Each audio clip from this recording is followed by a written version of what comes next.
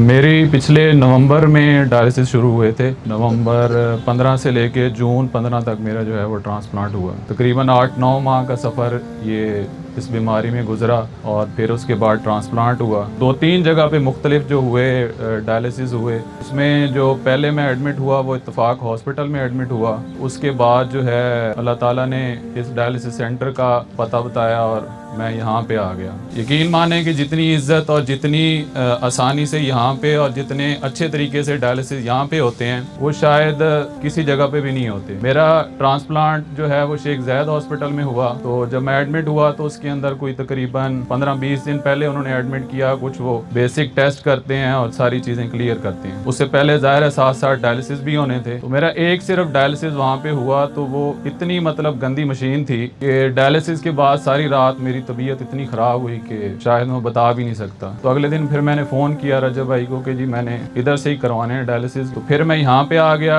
Transplant से पहले मेरे 3-4 डायलिसिस यहाँ पे हुए और उसके बाद अल्हम्दुलिल्लाह मेरा ट्रांसप्लांट हुआ। जितनी जदीद मशीनें, जितनी जदीद चीज़ें यहाँ पे होती हैं और जितनी केयर के साथ यहाँ पे जो है वो ट्रीट किया जाता है, खुसूसन स्टाफ की केयर, सामने आपके लोग बैठे हो, आपके कहने से पहले इवन हम 4-4 घंटे सो के चले जाते थे।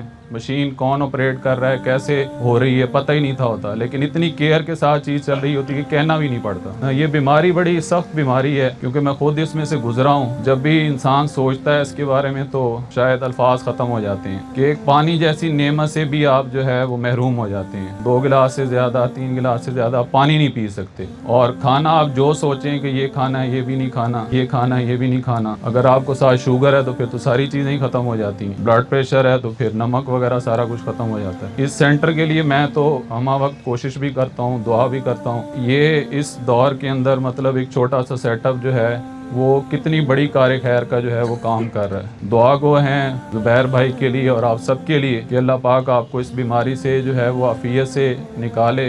ट्रांसप्लांट के बाद भी केयर बहुत ज़्यादा होती है। इजी नहीं होता कि आप ट्रांसप्लांट हो गए हैं तो जैसे एक सेहतमंद बंदे की ज़िंदगी होती है आप उस पर चले जाएं, उस तरह का सिनेरियो इसमें भी नहीं होता। आपको केयर करनी पड़ती है। अगर आप शुगर के पेशेंट हैं, आप ब्लड प्रेशर के पेशेंट हैं तो ये बीमारी आपकी ट्रांसप्लांट के बाद भी चलती है। ये नहीं है कि ट्रांसप्लांट होगा तो ये बीमारी ख़त्म होगी। तो ज़्यादा केयर होती है क्योंकि इसकी जो मेडिसिन है वो लाइफ टाइम चलती है, आपको हमेशा खानी पड़ती है और उसकी वजह से इम्यून सिस्टम आपका लो रहता है। कोई भी बीमारी, कोई भी चीज़ आपको बड़ी आसानी से हो जाती है। सिर्फ डायलिसिस ख़त्म हो जाता है। पानी आप खुल के पी सकते हैं, जितना मर्जी पीना चाहें, चीज़ें खा सकते हैं, लेकिन इस तरह से नहीं कि ओपनली आप जैसे एक सेहतमंद बंदा खा सकता है। केयर उसमें भी होती है क्योंकि डॉक्टर्स यही रिकमेंड करते हैं कि आप जितनी केयर के साथ चलेंगे उतना लंबा आपका ये चलेगा। और बाकी होता अल्लाह के करम से ही है। कुछ लोगों के 6 महीने भी नहीं चलते, कुछ लोगों का 1 महीना भी नहीं चलता और ख़त्म हो जाता है। कुछ को